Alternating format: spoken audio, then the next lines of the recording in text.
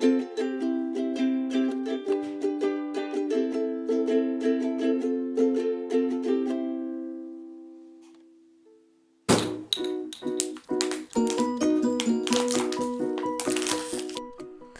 you need for this is an empty water bottle. Then you twist the water bottle, which compresses the air and pushes all the molecules together. And then when you open it, it releases the pressure and the molecules expand, creating an Instacloud. Pretty cool, huh?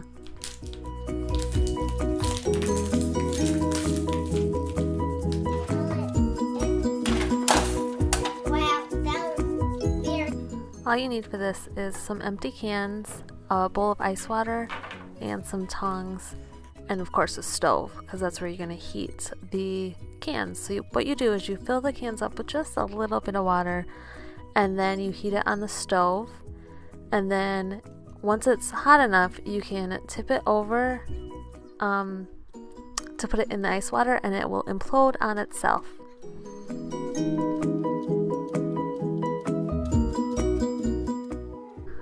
What you need for this is vinegar, a raw egg, and a cup.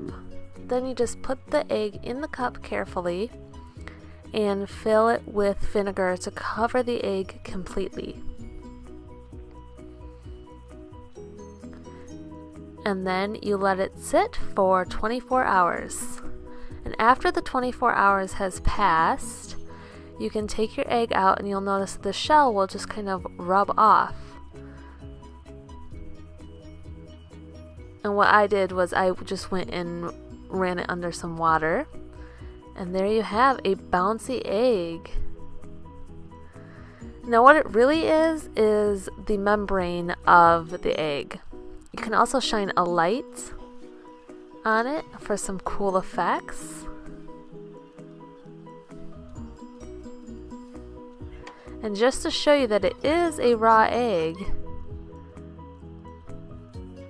and then there's the membrane.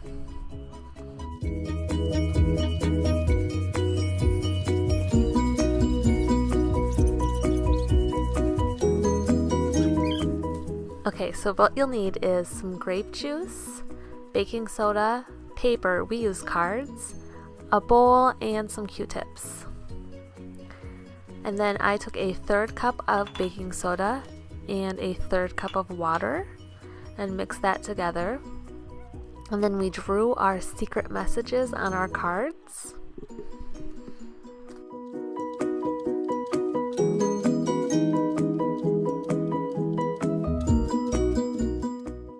And then you can have your friends paint with grape juice to reveal the secret message. This happens because the juice is acidic and the baking soda is a base.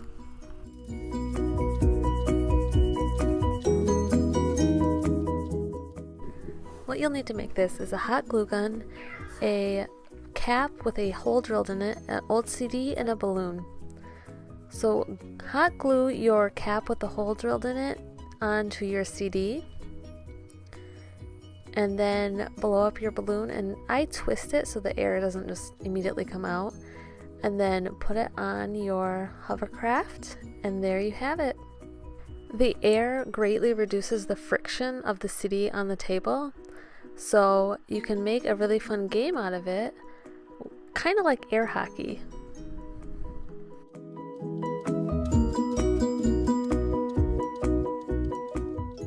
What you need for this is a PVC pipe, or a balloon will work just as well. And then you charge your pipe or balloon up by rubbing it in your hair or on your shirt, and then put it by the water.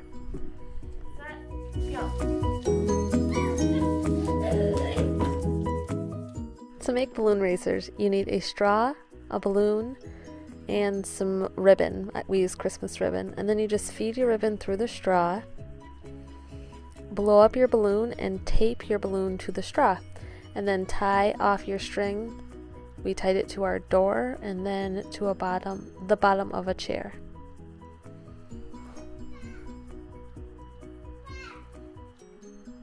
And then just blow it up and let go.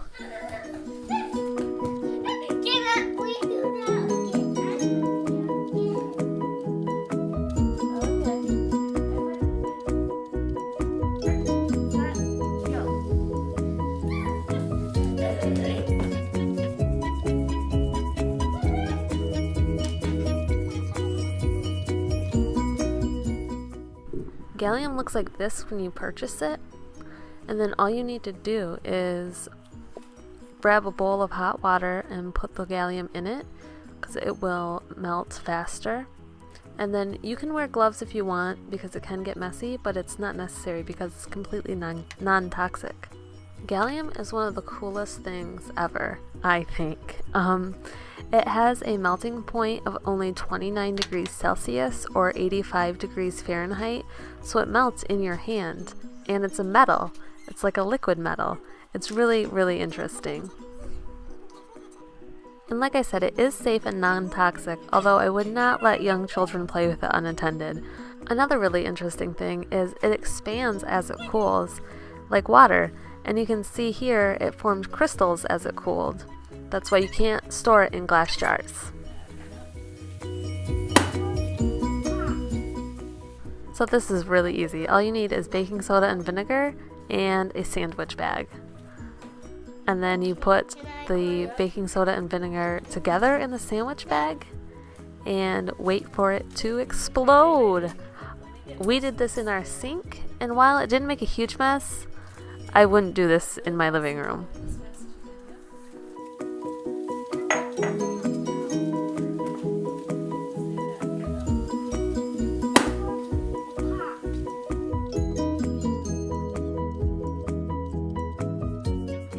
So all you need for this is baking soda, vinegar, an empty bottle, and a balloon. And then get a helper to help you put some baking soda in your balloon. One person can kind of hold it open and the other person can spoon in some baking soda.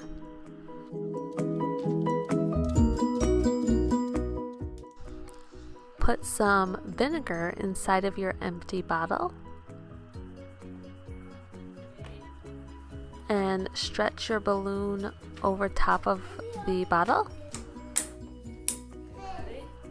And when you're ready, you can dump the baking soda into the vinegar and it will create a chemical reaction which will fill up the balloon.